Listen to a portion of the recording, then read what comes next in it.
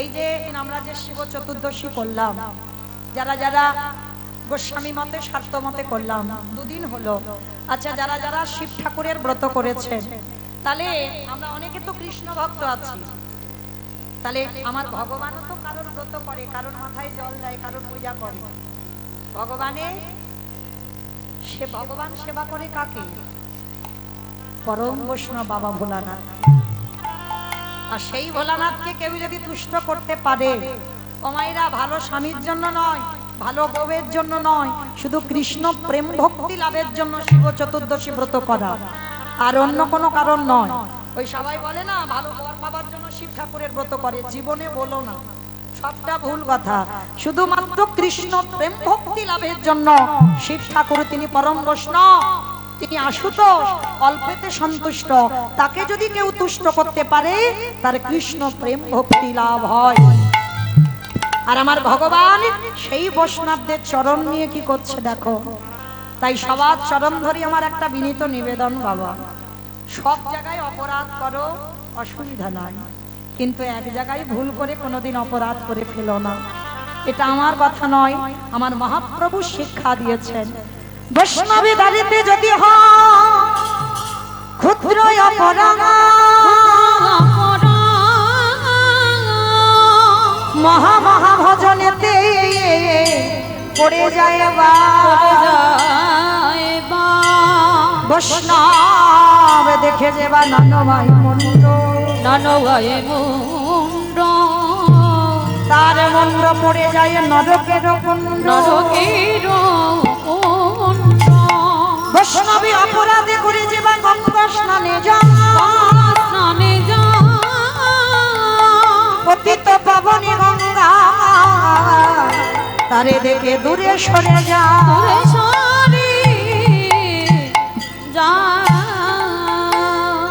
তাহলে আমার জীবনে ভুল করে লোকের প্ররোচনায় পড়েও যেন বৈষ্ণব দাঁড়িয়ে অপরাধ না হয়। যেটা নবদ্বীপের মাটিতে বাবা চপল গোপাল করে ফেলেছিল। চপল শক্তি আরাধনা করতে তো নিজের ইচ্ছাতে করেনি, ওই বাচস্পতি তর্কলঙ্কা এসে বলল, আর সেই কথা শুনে শ্রীবাসের দরজায় ছাগলের মাথা মদের হাঁড়ি দিয়ে বৈষ্ণব অপরাধী হইল। আর তার বিনিময়ে হলো কি, গলিত কুষ্ঠ ব্যাধি নিস্তারিণী ঘর থেকে মরা বলে কালুয়া ডোমকে ডেকে বের করে দিল। কি গো মায়েরা, তাহলে জীবনে ভুল করে কোনোদিন এই রকম বৈষ্ণব চরণে অপরাধ করে ফেলো না, কোনোদিন নয়। আজকে সেই ভগবান বৈষ্ণবকে কোন জায়গায় রাখছে দেখো। আজ খালে বিলি নদী নালারে জলে নয়, কৃষ্ণই আমার চোখের জলে। এ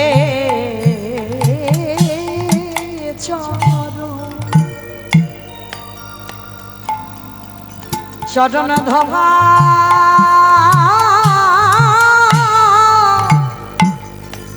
ধোবা গিয়েছে, হে বৈষ্ণবী কৃপা, নিতাই গৌর প্রেমানন্দে হরি বল হরি বল।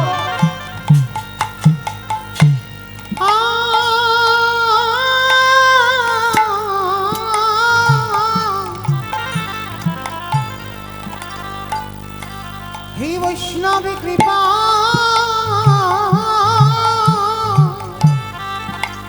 কৃপা করো বলে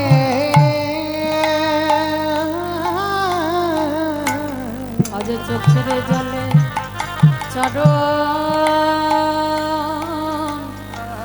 চরণে ধোবা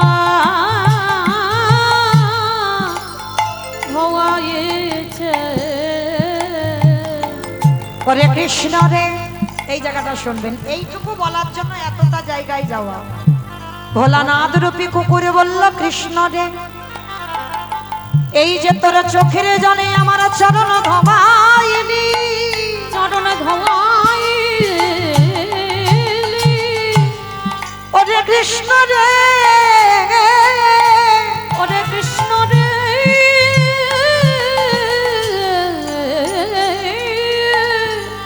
ওরে আগত কলি যুগে আমি কোনদিন আর শিব শিব হব না। কি গো, এইটুকু বলার জন্য তো রামায়ণ মহাভারতে যাওয়া। সত্যতে শিব, ত্রেতাতে শিব, দ্বাপরে শিব, কলিতে শিব নন, তিনি হয়েছেন অদ্বৈত আচার্য গোসাই। আর কেন, এই তার প্রমাণ। ওই রাজস্বয়ে যজ্ঞ বলল কৃষ্ণ রে, আগত কলিযুগে আমি আর শিব হব না, আমি হব অদ্বৈত আচার্য গোসাই। তুই আমার কৃষ্ণ হবি না, তুই হবি নদী আর নিমাই চা। আমি 12 বৎসরে তুলসী ভাষায় তোকে আহ্বান করব, তোর থেকে 52 বছরের বড় হব। যেদিনে তুই বৈকুণ্ঠ থেকে এই ধরায় নামবি, শান্তিপুর থেকে তোর সঙ্গে দেখা করতে যাব। এই রাজস্বই যজ্ঞে যেমন তোর চোখের জলে কুকুরের চরণ ধোয়ালি, এই কুকুর তোর কাছে ঋণী হয়ে গেল। যেদিনে নবদ্বীপে তোর আর আমার মুখোমুখি সাক্ষাৎ হবে, এই যে ঋণ আমি করে রাখলাম, সেই দিনে চোখের জলে ঋণ শোধ করিব। ওরে এই প্রতিজ্ঞা করে রাখলাম, চোখের জলে চরণ ধোয়াইব। সেদিনে কেঁদে ঋণ শোধ করিব। আমি এই প্রতিজ্ঞা করে রাখলাম, আমি চরণ ছাড়াই আমার সেদিন করিবি না ভাই। এই প্রতিজ্ঞা করে রাখলাম। তোর এই চরণে আমি আমার সর্বস্ব পেলাম। আমার প্রাণ জীবন আমি ওই চরণে সর্বস্ব পেলাম। নিতাই গৌর আমি ওই চরণে সর্বস্ব পেলাম। আমার প্রাণ জীবন যৌবন আমি এমনি করে চরণ ধোয়াইব। মাইরা তাহলে পরিষ্কার বোঝা গেল তো। চলো এবার যাই। সেই চৈতন্য মহাপ্রভু নবদ্বীপে কি করছে? কেহ বলে পুরবীতি রাবণ বধিলা। ও বলে পুরবীতি। ও মাইরা, এগুলো আমার কোনো বাঁধানো গান নয়, বৈষ্ণব পদাবলী, মহাজনী পদাবলী। তাহলে পদাবলী শ্রবণ করলেই এটাও ভজন, এটাও সাধনা। তাহলে যখন সবাই আমরা ভজন করতে বসেছি, ওই একটু উলুধ্বনি দেন। কেহ বলে পুরবীতি রাবণ বধিলা। কেহ বলে পুরবীতি আমার গোরারি। গোরা গোরা গোরা গোরারি।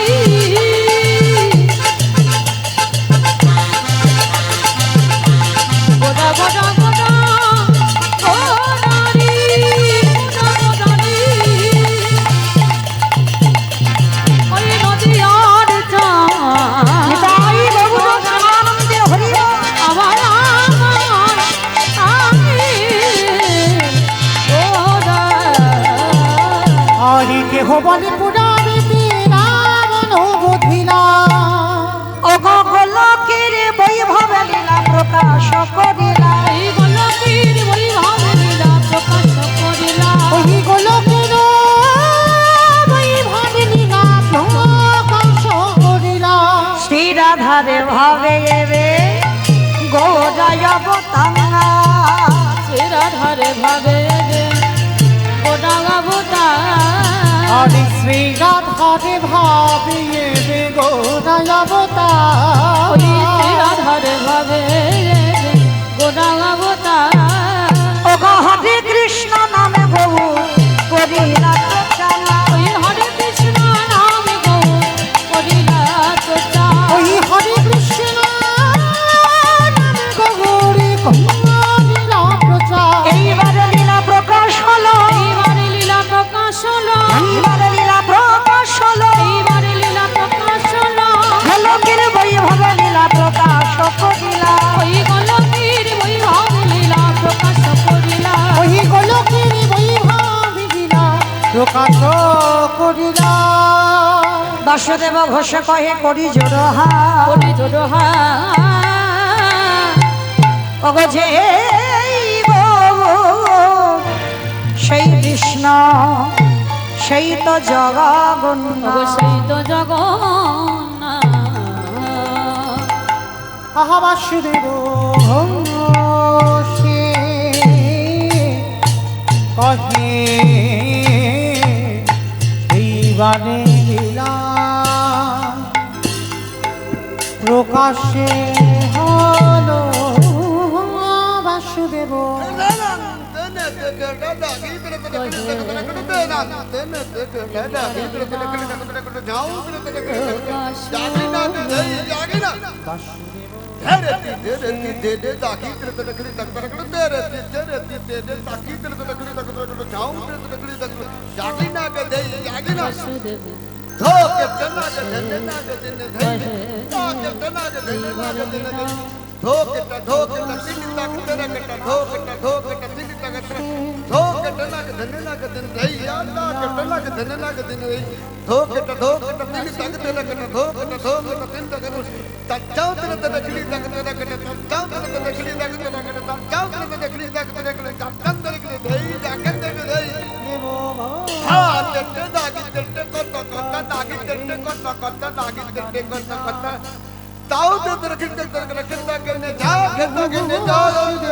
বসে কহে এইবার লীলা প্রকাশ হলো বাসুদেব ঘোষে করে এইবার লীলা প্রকাশ হলো বাসুদেব ঘোষে কহে এইবার লীলা প্রকাশ হলো বাসুদেব ঘোষে কহে এইবার লীলা প্রকাশ হলো রে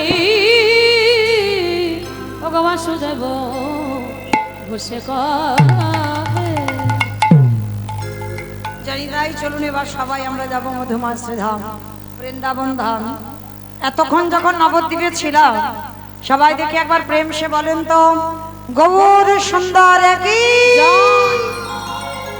নবদ্বীপে ধাম কি সচির নন্দন কি বিষ্ণু প্রিয়া কি ধ্বনিটা হলো কি এটাও জয় বললাম ধ্বনিটা হলো কি এটা নাকি জয় আমার এটা জয় নয় একটু প্রেম সে জয় দিতে হবে এত যদি জয় দাও কি গো মাইরা ক্যানিং হসপিটাল পেরিয়ে যাবে যাবে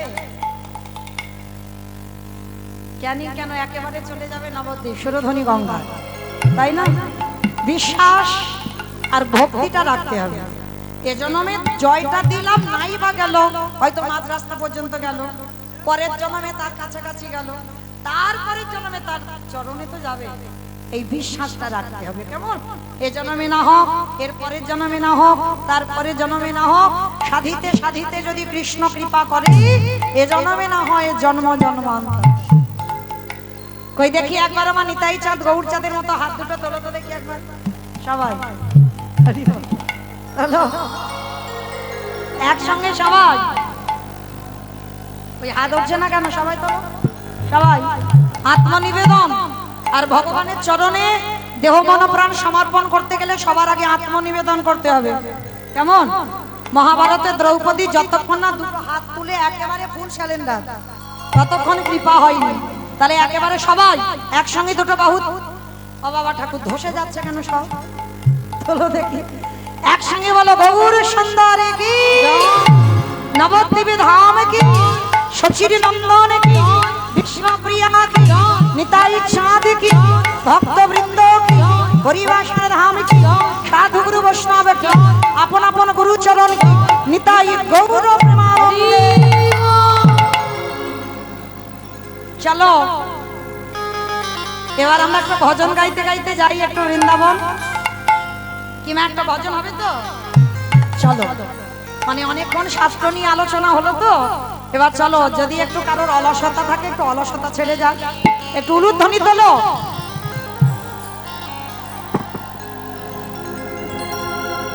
রাখালি রাজা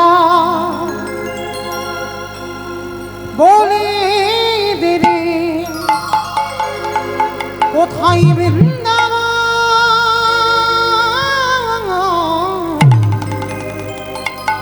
রাধা কুণ্ড শ্যামে কুণ্ড গিরি গোবরে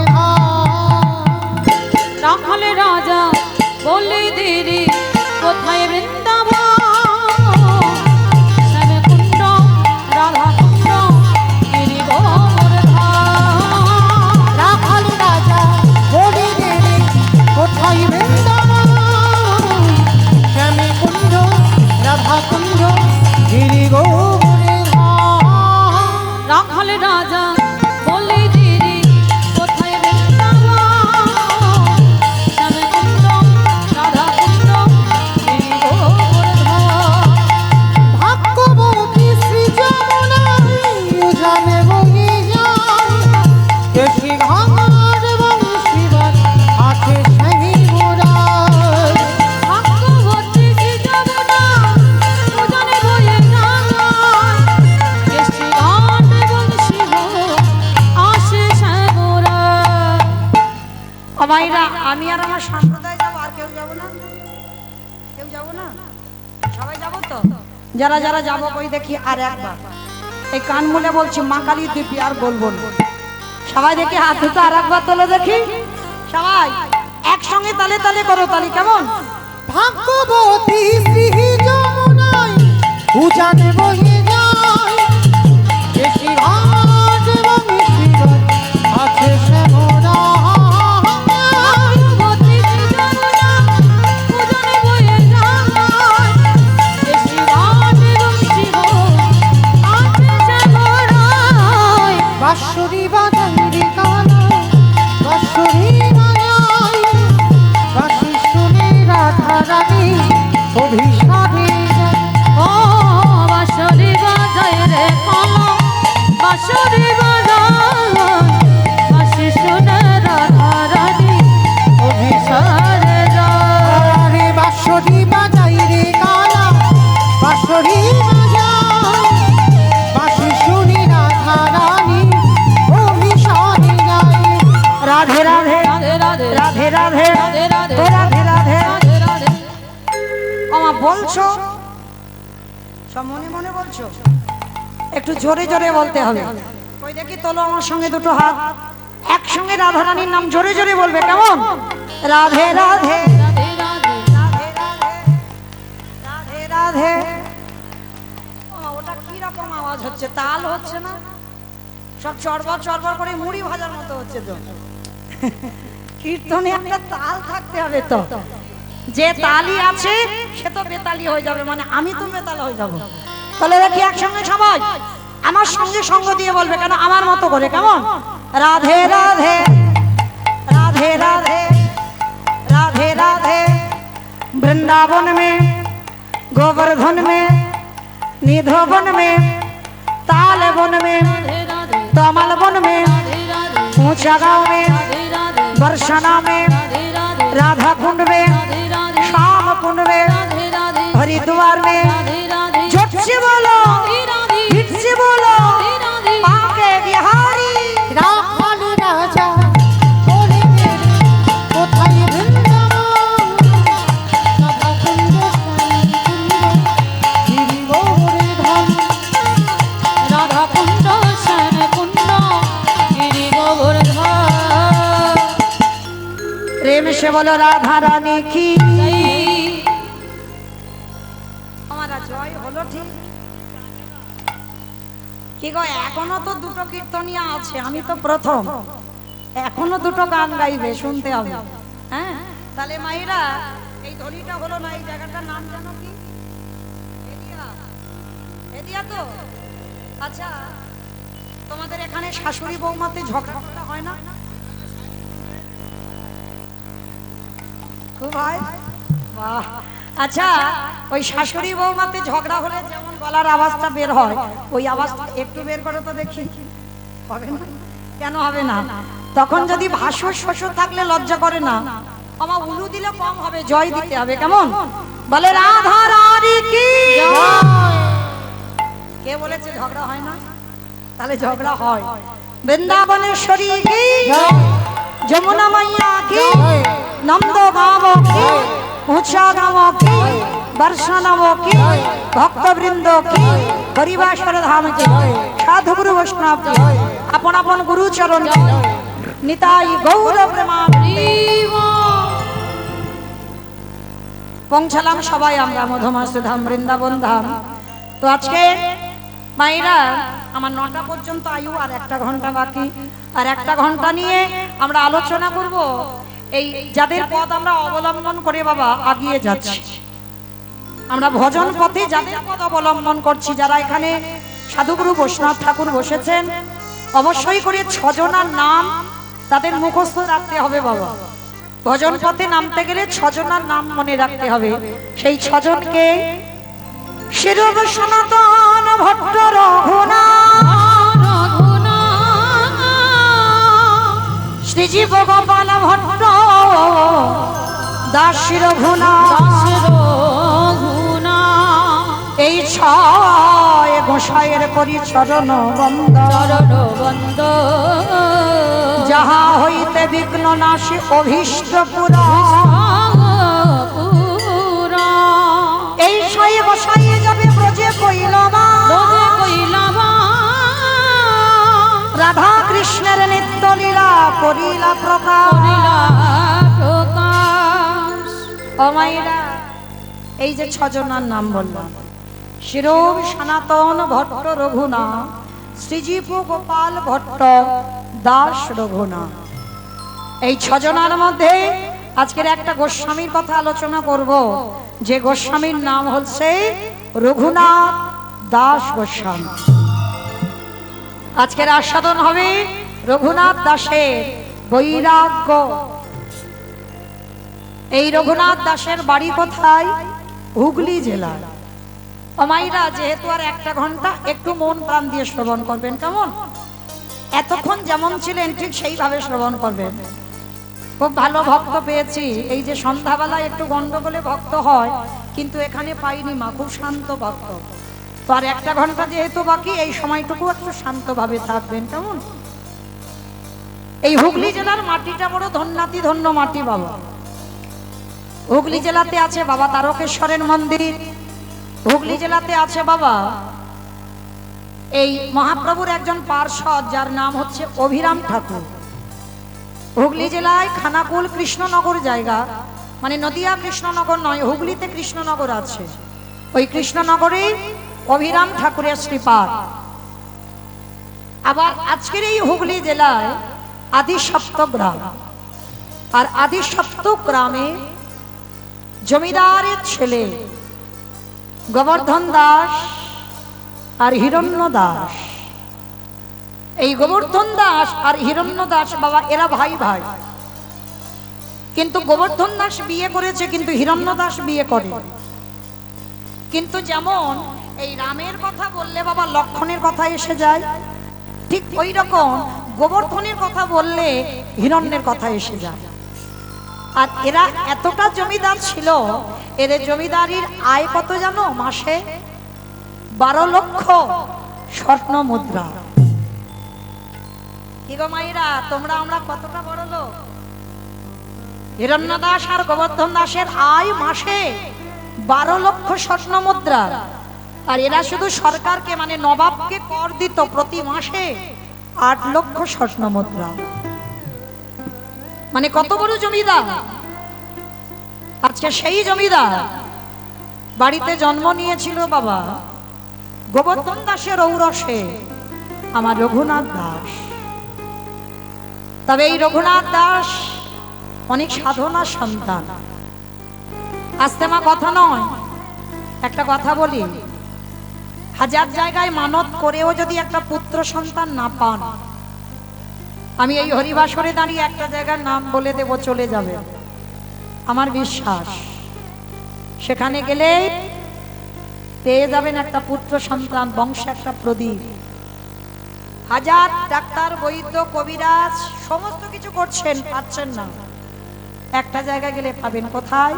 উত্তরপ্রদেশ, যেটা হলো রাধা কুণ্ডের তীর।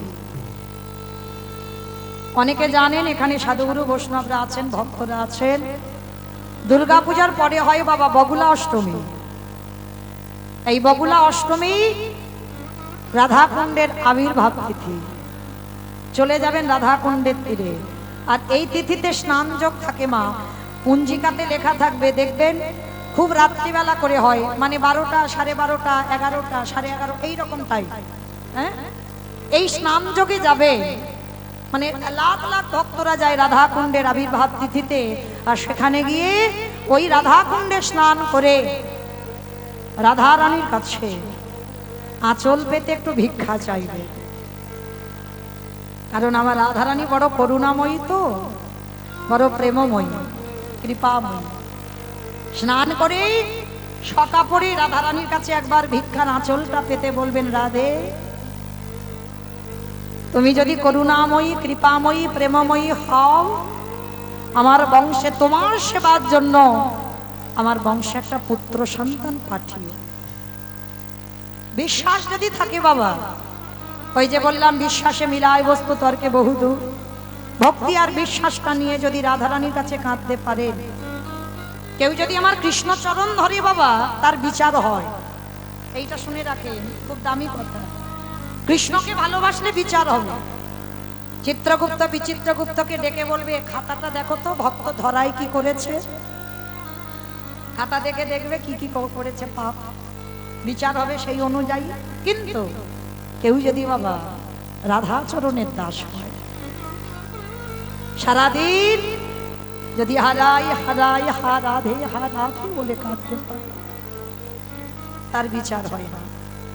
রাধারানী তাকে চরণে ঠাঁই দিয়ে দেয়, সরাসরি রাধারানী তাকে কৃপা করে দেয়, তার কোনো বিচার হবে না। চিত্রগুপ্তকে দেখে বলবে না, খাতা খোলো দেখো ভক্ত কি করেছে, ওটা আমার গোবিন্দ করে, ওটা আমার রাধারানীর বিচার নয়। তাই রাধারানীর কাছে যাবেন। আর এই রাধারানীর কাছে গিয়ে মানত করেছিল গোবর্ধন দাস। তাই সেই গোবর্ধন দাস পেয়েছিল একটা হরিবালা ছেলে, যার নাম হচ্ছে রঘুনাথ দাস। কিন্তু রঘুনাথ দাস এলো বটে মা, জন্মাবার পর থেকে বাবা তার হৃদয়ে বৈরাগ্য ভাব। হরি বল। বাবা ঠাকুর বৈরাগ্য মানে কি, এই জায়গাটা খুব মন দিয়ে শুনবেন। বৈরাগ্য মানে কি? বৈরাগ্য মানে আমরা সচরাচর মায়েরা বুঝবো কি, সংসার ধর্ম ত্যাগ করে চলে যাওয়া, এটা তো বৈরাগ্য না। মহাপ্রভু জীবনে কোনোদিন বাবা এই বৈরাগ্যের কথা বলেনি যে তোমরা সাধু সন্ন্যাসী হয়ে বাবা মাকে গ্রামে ফেলে রেখে, পুত্র পরিবারকে ফেলে রেখে তুমি একেবারে মঠ মন্দিরে গিয়ে বসবাস করো। এইটা মহাপ্রভু বলেনি। মহাপ্রভু বলেছে বৈরাগ্য কি? বৈরাগ্য বিষয়েষু অনাসক্তি, বিষয়ের প্রতি আসক্তি যার নেই, বিষয়ের প্রতি আসক্তি থাকবে না। বাবা কোন বিষয়? বিষয় মানে আমরা তো একটাই বুঝবো বাবা, জায়গা জমি গাড়ি বাড়ি টাকা পয়সা, এটা কি বিষয় বলছে? মহাপ্রভু এই বিষয়ের কথা বলেনি বাবা। মহাপ্রভু বলেছেন আমাদের ইন্দ্রিয়ের বিষয়। ভক্তিপথে নামতে গেলে বাবা তোমার এই ইন্দ্রিয়ের বিষয়গুলোকে গুটিয়ে নিতে হবে, একটু একটু করে গুটিয়ে নিতে হবে বাবা। 10 ইন্দ্রিয়, 5টা জ্ঞানেন্দ্রিয়, 5টা কর্মেন্দ্রিয়, 10টা ইন্দ্রিয় একটা একটা করে গুটাতে হবে। যেমন তোমার জিহ্বার লালসা যেদিন চলে যাবে, অনেকে আছে না একটু ভালো ভালো খাবো, একটু ভালো খাবার হলে যেন ভালো হয়, একটা লালসা থাকে না, আজকের এই রান্না হলে ভালো হয়, কাল ওই রান্না হলে ভালো হয়। তোমার জিহ্বার বৈরাগ্য যদি এসে যায় বাবা, এই কলির মানুষ অন্নগত প্রাণ, কোন রকম একটু আলু সিদ্ধ অন্ন হলেই হবে, মানে অন্ন দিতে হবে, তাই মানে কোনো জিহ্বার স্বাদ থাকবে না বাবা। সেদিন বুঝবে তোমার জিহ্বার বৈরাগ্য হয়ে গেছে। যেদিন তোমার কর্ণ দুটো কোনো আজে বাজে কথা শুনতে ভালো লাগবে না, সব সময় আমার রাধা গোবিন্দের কথা কান শুনতে চাইবে, সেদিন জানবে তোমার কানের বৈরাগ্য হয়ে গেল। যেদিন তোমার দুটো চোখ ভগবান ছাড়া আর কিছু দেখতে ভালো লাগবে না এই জড় জগতে, সেদিন জানবে তোমার চোখের বৈরাগ্য হয়ে গেল। যেদিন তোমার মন সব চিন্তা থেকে দূর, শুধু একজনের চিন্তা হবে, আমি কি তারে পাবো না, সেদিন জানবে মনের বৈরাগ্য হয়ে গেল। যেদিন তোমার অঙ্গ স্পর্শ থেকে চলে যাবে, অনেকে আছে না যে আমাকে পুরুষ স্পর্শ করলো কি নারী স্পর্শ করলো বুঝতে পেরে যায়, অনুভূতি। এই অনুভূতিটা থাকবে না, চলে যাবে শরীর থেকে। সেদিন জানবে তোমার এই দেহের বৈরাগ্য হয়ে গেল। রঘুনাথ ছোটবেলা থেকে বাবা, ওর জন্ম থেকে বৈরাগ্য ভাব, দিনে দিনে বড় হচ্ছে। রাস্তা দিয়ে যদি কোনোদিন সাধুগুরু বৈষ্ণব যায়, রঘুনাথ বড় লোকের ছেলে তো চলে যায় তাদের সঙ্গে। আবার প্রহরীরা গিয়ে রঘুনাথকে ধরে আনে। বাবা জ্যাঠা বিরক্ত হয়ে যাচ্ছে রঘুনাথকে নিয়ে, যে ছেলেটাকে নিয়ে আমরা পাগল হয়ে যাচ্ছি, কিছুতেই ঘরে মন টেকে না। রাস্তায় যদি কোনো সাধুগুরু বৈষ্ণব দেখে তাদের সঙ্গে পালিয়ে যায়। বাবা জ্যাঠা সিদ্ধান্ত নিল, একটা কাজ করা হোক ভাই, ওকে গুরু পাঠে পাঠানো হোক। আর ওদের গুরুদেব ছিল বলদেব আচার্য। তখন রঘুনাথের বয়স হলো 5 বছর। 5 বছরের রঘুনাথকে কোলে করে নিয়ে বলদেব আচার্যের কাছে গেছে। গুরুদেব, গুরুদেব। কে? আমি গোবর্ধন, আমার দাদা হিরণ্য। বেশ, এসো এসো। গুরুদেব, আমাদের রঘুনাথকে তোমার চরণে ঠাঁই দাও। অসম্ভব, ও বড় লোকের ছেলে, আর বড় লোকেদের ছেলের একটু খামখেয়ালি হয় বাবা, তুমি আমাকে ক্ষমা করো, ওকে আমি আশ্রয় দিতে পারবো না। গোবর্ধন আর হিরণ্য বলে উঠলেন, গুরুদেব আপনি জানেন না আমাদের রঘুনাথের চরিত্র, একটু আশ্রয় দেন, 2 দিন দেখেন। আর 2 দিন দেখে যদি মনে করেন ও আশ্রমে থাকার উপযুক্ত নয়, তাহলে আমাদের খবর দেবেন, আমি নিয়ে চলে যাব। ঠিক আছে, যখন বলছো 2 দিন আশ্রয় দিলাম। আর অন্যান্য পড়ুয়ারা আছে, আর রঘুনাথকে ভর্তি করে দিয়ে বাবা জ্যাঠা চলে গেল। আর তখনকার দিনের পড়াশোনা মানে বাবা ভাগবত। গুরুদেব আশ্রমে ভাগবত নিয়ে বসেছে, ছোট্ট ছোট্ট পড়ুয়ারা বসেছে সবাই। আর রঘুনাথ সবে নতুন গেছে, তো রঘুনাথ সবার সামনে বসেছে। 5 বছরের একটা ছেলে, ভালো করে ভেবে দেখবেন বাবা। আমাদের তো যাওয়ার সময় হয়ে গেল গো, দন্ত পড়ে গেল, কেশ পেকে গেল, ছমড়া আলগা হয়ে, এখন আমাদের আমৃত্যু গেল না। রঘুনাথ ওই 5 বছরের ছেলে ভাগবত পড়ছে গুরুদেব, আর সামনে বসে বসে নয়ন জলে বুক ভেসে যাচ্ছে। গুরুদেব পাঠ করতে করতে দেখছে যে রঘুনাথ কাঁদছে। পিছন থেকে অন্যান্য পড়ুয়ারা সবাই চলে গেছে, গুরুদেব ভাগবতটা রেখে রঘুনাথের কাছে গেছে। ও রঘুনাথ, রঘুনাথ এসো দেখি, আমার কাছে এসো তো দেখি। এই জায়গাটা শিক্ষা আছে বাবা, দেখবে অনেক অনেক ব্যক্তিরা আছে না, ছোট্ট ছোট্ট বাচ্চাদেরকে দেখে বাবা তুই বলে সম্বোধন করে। এখানেই গুরুদেব বলদেব আচার্য শিক্ষা দিলেন, ছোট হলেও বাবা তুই বলে সম্বোধন করতে নেই। কেন? ও ছোট, তুমি যেমন বলবে ও ছোটবেলা থেকে সেই শিক্ষাটা পেয়ে যাবে। একটা ছোট মানুষ হলেও বাবা তাকে তুমি বলে সম্বোধন করতে হয়। বলদেব আচার্য কোনোদিন কাউকে তুই বলে সম্বোধন করে না। তো আজকে রঘুনাথকে কোলে নিয়ে বলছে, বাবা রঘুনাথ তুমি কাঁদছো কেন বাবা? বাবা জ্যাঠার জন্য মন খারাপ হচ্ছে না? তবে তোমার এখানে কোনো বন্ধু নেই তাই মন খারাপ হচ্ছে না? তাহলে কাঁদছো কেন বাবা? তুমি কি ভাগবত কিছু বুঝতে পারছো না গুরুদেব? তাহলে তুমি কাঁদছো কেন? গুরুদেব আমি কি তারে পাবো না? যেই না বলেছে আমি কি তারে পাবো না, গুরুদেব চমকে উঠেছে। রঘুনাথ তুই কার পাবার কথা বলছিস বাবা? গুরুদেব আমি কি কোনোদিন কৃষ্ণ চরণ পাবো না? গুরু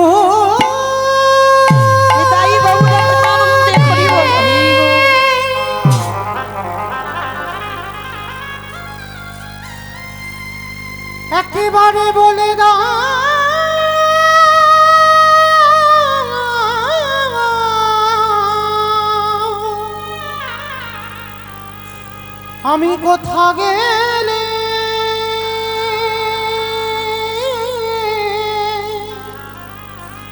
আমার কৃষ্ণ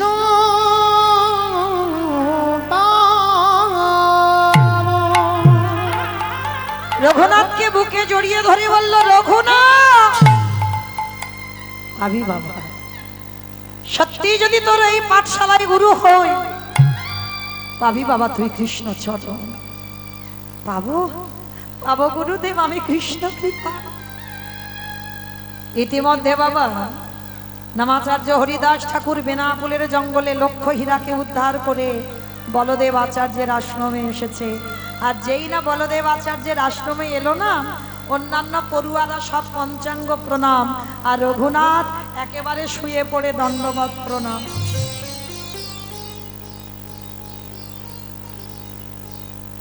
বাবা শাস্ত্র বিধান দিল, রঘুনাথের থেকে কেউ দণ্ডবত প্রণাম বেশি করতে পারে না, আর নামাচার্য হরিদাস ঠাকুরের থেকে বেশি নাম জপ কেউ করতে পারে না। যেই না দণ্ডবত প্রণাম, সঙ্গে সঙ্গে হরিদাস ঠাকুর রঘুনাথের দুটো হাত ধরেছে, তখন তো ছোট, রঘুনাথের হাত দুটো ধরে বলে, যেই না নয়নের দিকে তাকিয়েছে। আচ্ছা বাবা, ভক্ত চিনবে কি করে? আমার ভক্ত চিনবে কি করে? গলায় তুলসীর মালা দেখলে না? তাহলে দাদার সঙ্গে তিলক সেবা দেখলে ভক্ত চিনবে কি করে? ভক্তের নয়নের দিকে চাইবে। একবার কৃষ্ণ নামে যার হৃদয় কেঁপে ওঠে। মহাপ্রভু যখন কৃষ্ণ বলে কাঁদল না, শরীরে অষ্ট সাত্বিক বিকার, পাগলের মতো থরথর করে কাঁপত। একবার কৃষ্ণ নাম, হরিদাস ঠাকুরে যাই না রঘুনাথের নয়নের দিকে চেয়েছি, তাকিয়ে বলেন, এই তো সেই মাটি, যে মাটিতে বীজ পুঁতে দিলেই অঙ্কুরিত হয়ে যাবে। আর ছোটবেলা থেকে হরিদাস ঠাকুরকে অনুকরণ করতো বাবা রঘুনাথ। জমিদারের ছেলে কি পোশাক পরতো জানো? একটা বহির্বাস আর একটা অন্তর্বাস, আর কিছু করতো না। আর খেত কি জানো? 24 ঘন্টা একবার আহার। আর ঘুমাতো কিসে? খড়ের বিছানা। ভক্ত হওয়া অত সোজা নয় গো। ভগবানের নাম ভজন করা অত সোজা নয়। ভজনের পথে যেতে গেলে বাবা অধিক আহার, অধিক নিদ্রা নিষিদ্ধ। হরিদাস ঠাকুর বললেন, রঘুনাথ আশীর্বাদ করলাম বাবা, কৃষ্ণ কৃপা হবে তো। কিছুদিন আশ্রমে থাকার পরে রঘুনাথ ফিরল ঘরে, কিন্তু ঘরে ফেরার পর একেবারে বাবা কৃষ্ণ নামে উন্মাদ। মানে আর কারোর কথা ভাবে না বাবা, মানে কৃষ্ণ নামে পাগল। কখন ঘর থেকে বেরিয়ে যায় রাত্রিবেলা, আবার সবাই মিলে ধরে আনে। একদিন বাবা ওই জ্যাঠামশাই হিরণ্য দাস রেগে গিয়ে বলেন, রঘুনাথ তুমি কি মনে করেছো তুমি আমাদের বংশে একমাত্র পুত্র? তোমাকে পাঠশালায় ভর্তি করেছিলাম যাতে আমাদের সুযোগ্য সন্তান হও, কারণ আমাদের জমিদারি দেখভাল করবার জন্য অনেক প্রার্থনা করে তোমাকে পাওয়া। আর তুমি কিনা এই সাধু সঙ্গ করে যদি সাধু বৈষ্ণব দেখো তাদের সঙ্গে চলে যাচ্ছ। এই কে আছিস, কোথায় আছিস?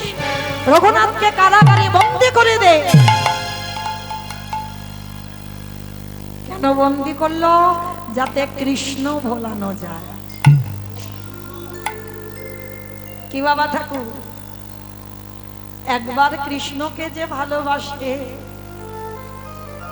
হাজার চেষ্টা করেও কৃষ্ণকে ভোলানো যায় না।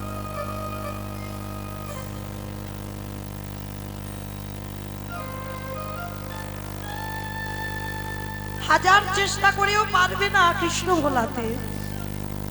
রঘুনাথ বলে বললেন, জেঠু এতদিন পরই তুমি ঠিক কাজ করেছো।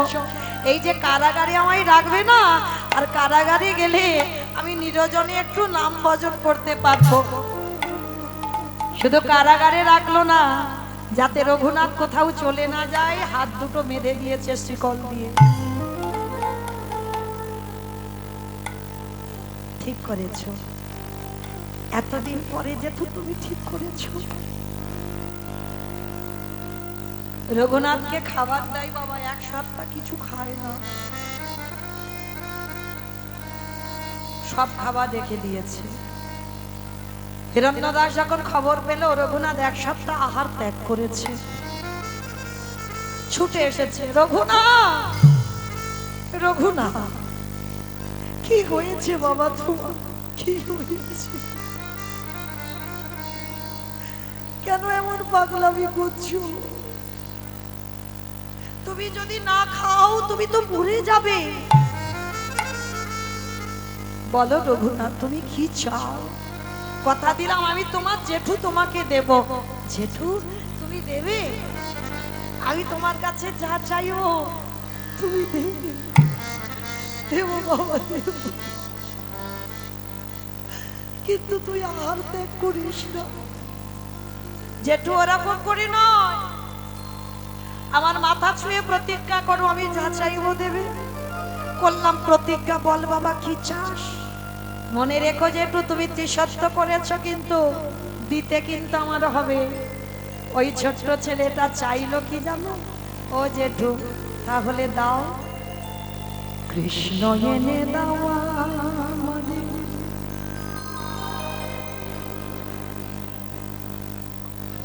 কৃষ্ণ এনে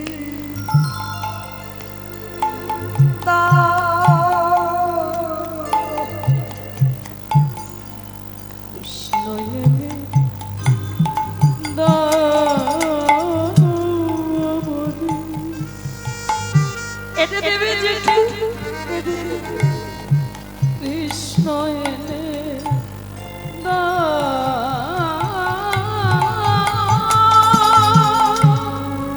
কৃষ্ণ ছাড়া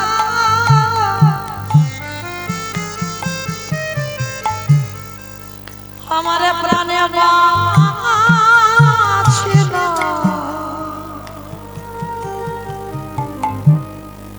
কৃষ্ণ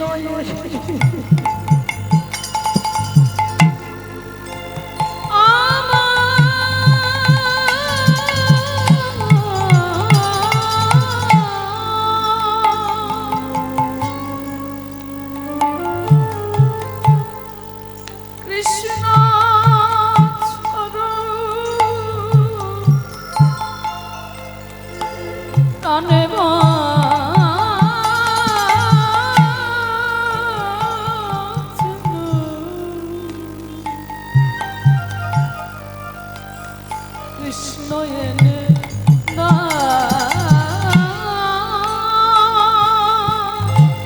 এরা কেউ বোঝে না আমার মনের কথা।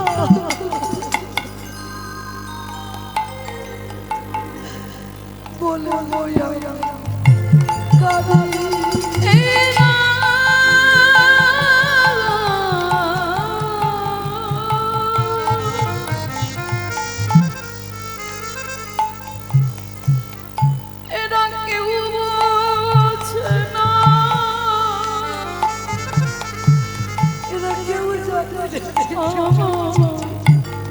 মনে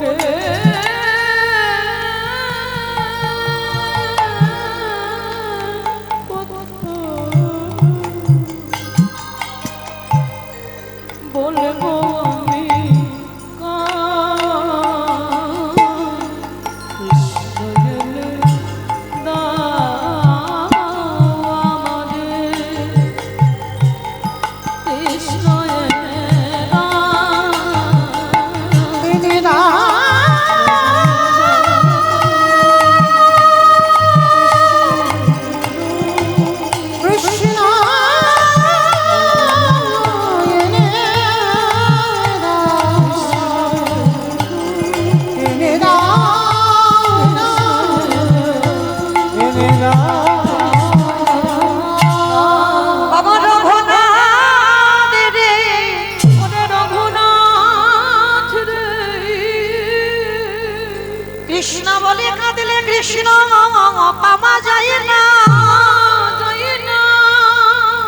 ওরে কাঁদতে যদি হয় গৌরে বলে না, কেন জানিস ওরে রঘুনা, রাধা কৃষ্ণ একই আত্মা দুই দেহ ধরি, দেহ ধারী, অনন্য বিলাসী রস আস্বাদন করি, করি, এই দুই ভাবে চৈতন্য চৈতন্য গোসাই ভাব রস আস্বাদিতে দোহে কঠোর।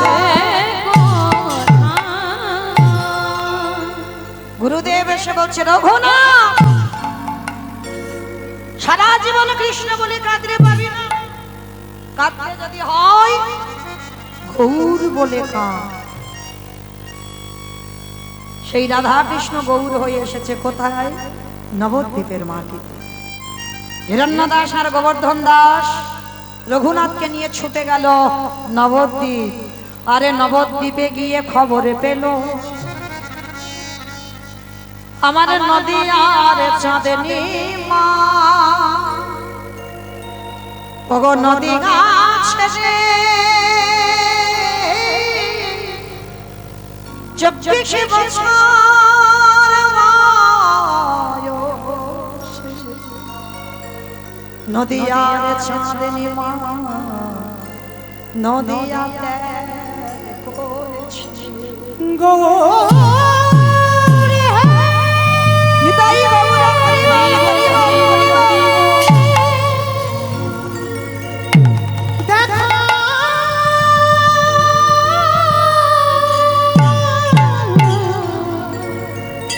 দেখা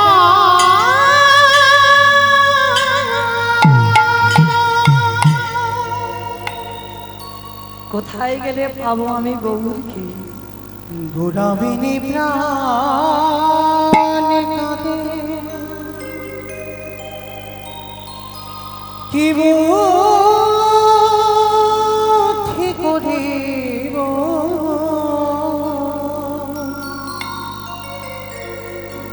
গৌরাঙ্গ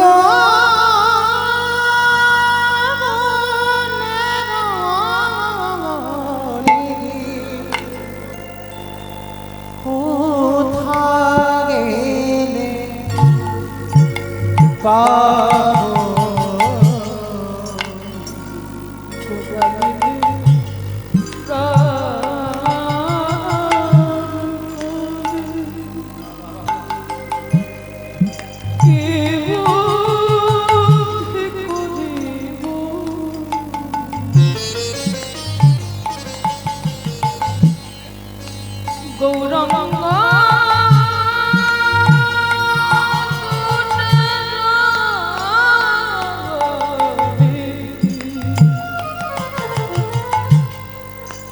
আমি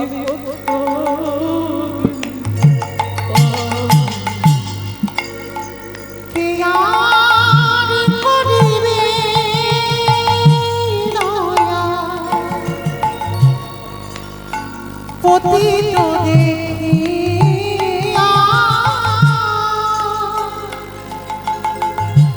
এই দরিয়া হরির না কে দিবে ঝাঁঝিয়া কে আর করিবে দয়া পতিত দেখিয়া দরিয়া হরির না কে দিবে ঝাঁঝিয়া অকিঞ্চন দেখিতে গৌর দেখা উঠিবে কাঁদিয়া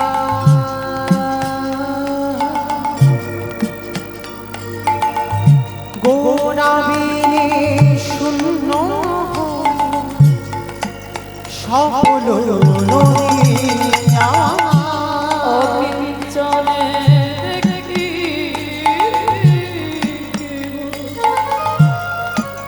উঠিবে কাঁদিও গোড়াবিনে শূন্য সোনার বাসুদেব ঘোষিকারে গুণ সামানিয়া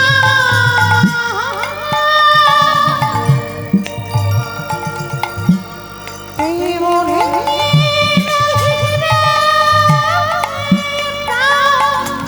গোড়া না দেখিয়া বাসুদেব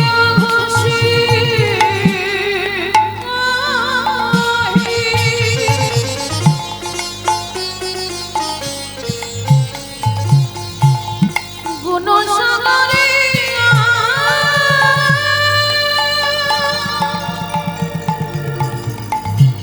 কেমনে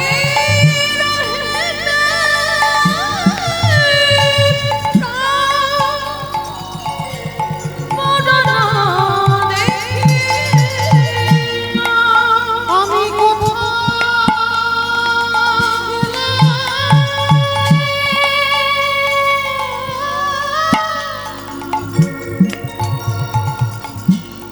আমার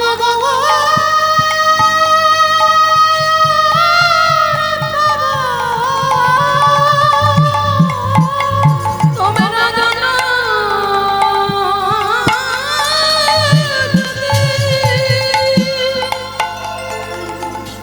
আমায় বলে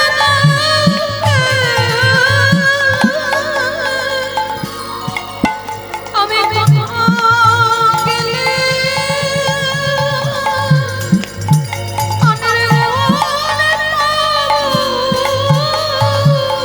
কেমন রহিবে তাই গৌর প্রেমানন্দে হরি বল হরি বল হরি বল।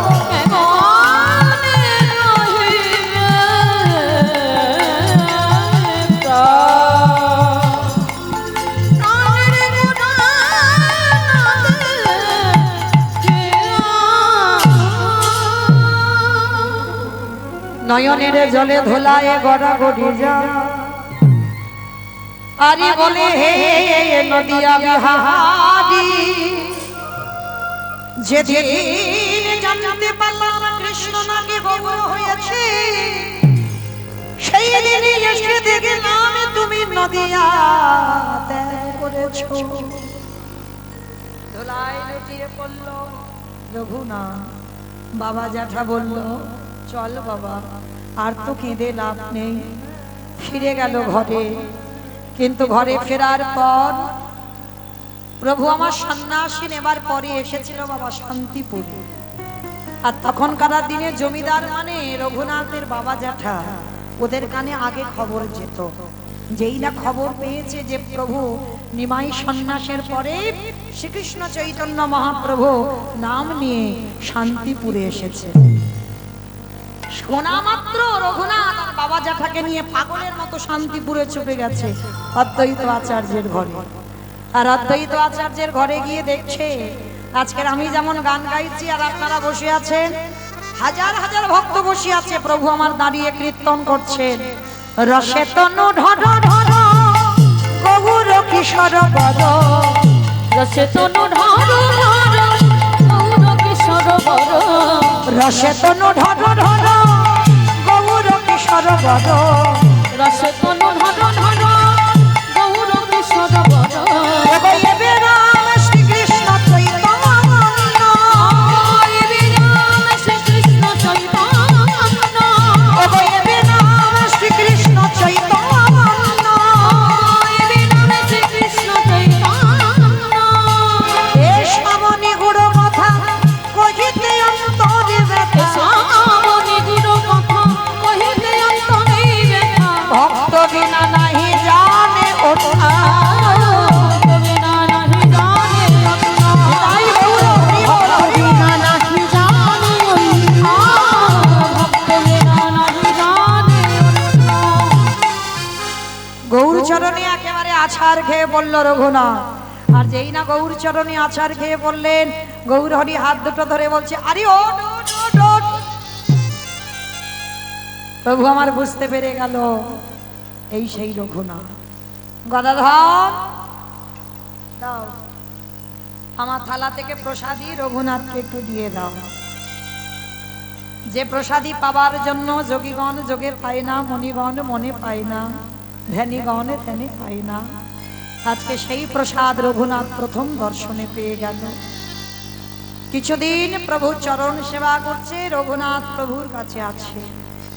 এক সপ্তাহ পরে প্রভু বললেন, রঘুনাথ এইবার আমি জগন্নাথ ধাম পুরী ধামে ফিরব, তুমি তোমার ঘরে ফিরে যাও। না না প্রভু না, আমি ঘরে ফিরবো বলে তো আমি তোমার চরণে আসিনি গো, আমি তোমার কাছে থাকতে চাই। রঘুনাথ তোমার এখনো সেই বৈরাগ্য আসেনি বাবা, ফিরে যাও। আর মনে রেখো, এই যেদিন প্রকৃত বৈরাগ্য আসবে সেদিন তোমাকে আমার কাছে আসতে হবে না, আমি তোমাকে ছলে বলে কলে কৌশলে তোমাকে আমার কাছে নিয়ে আসবো। তোমাকে আসতে হবে না, আমি ঠিক টেনে আনবো আমার কাছে, তুমি চিন্তা করো না, এখন ঘরে ফিরে যাও। না প্রভু, আমি ঘরে যাব না, আমি তোমার কাছে থাকতে চাই। রঘুনাথ আমার মুখের উপরে কথা বলো না, বৈরাগ্য ধারণ করবে, মর্কট বৈরাগ্য যেন না হয়। বৈরাগ্য পালন করতে বলছে, মর্কট বৈরাগ্য, লোক দেখানি নয়, যেন হৃদয় থেকে বৈরাগ্য ভাব আসবে। লোক দেখানি বৈরাগ্য নিয়ে আমার কাছে আসবে না। লেখাপড়া শিখেছ, বাবার জমিদারি আছে, সংসার করো, বিয়ে থা করো, সংসারে জমিদারি দেখভাল করো, আমার আদেশ পালন করো। রঘুনাথ আর কিছু বলতে পারল না, প্রভুর চরণে দণ্ডবত প্রণাম করে নৌকাতে চড়ে নৌকা পার হয়ে আদি সপ্তম গ্রামে আসলে। আর নৌকাতে আস্তে আস্তে বাবা, বাবা কত লোক বসে আছে বলো তো, ওইখানে কি হচ্ছে, এত লোক, যাই তো একবার দেখে আসি। নৌকাটা তীরে রেখে রঘুনাথ নেমেছে, আর যেই না নেমেছে শুনতে পেল প্রভুর বড় দাদা নিতাই চাঁদ ওখানে এসেছে। তাই নাকি, নিতাই চাঁদ এসেছে, চলো একবার যাই। তা যেই না রঘুনাথ গিয়ে নিতাই চাঁদকে দণ্ডবত প্রণাম, সঙ্গে সঙ্গে নিতাই চাঁদ বলে বললেন, আরে চোর চোর চোর চোর। সবাই তো রঘুনাথকে চেনে, জমিদারের ছেলে, খুব ভালো ভদ্র ছেলে। আর রঘুনাথকে দেখে নিতাই চাঁদ বলছে চোর চোর বলে চিৎকার করছে, একটা চোর চোর। ভক্তরা প্রশ্ন করছে, প্রভু আপনি কি চোর বলছেন কেন, ও তো আমাদের রঘুনাথ। তাহলে এমনি এমনি কি চোর বলছি, তোমরা জানো না ও চুরি করেছে। বলে কি চুরি করেছে প্রভু? বলে শোনো, ও তো জানে না, ও আমার সঙ্গে দেখা করার আগে আমার ভাইয়ের কাছে ছুটে গেছে। কৃপা হবে জীবনে কি বাবা ঠাকুর, যারা যারা শাস্ত্র জ্ঞানী বসেছে, সরাসরি গৌর চরণে গেলে কৃপা হয়, সরাসরি গোবিন্দ বলে কাঁদলে কৃপা হয়। আগে রাধা চরণাশ্রয় করে গোবিন্দ ভজন করো, আর নিতাই চরণাশ্রয় করে তারপরে গৌর চরণ ভজন করো। নিতাই চাঁদ বলছে না, ওগো নিতাই পদ কমল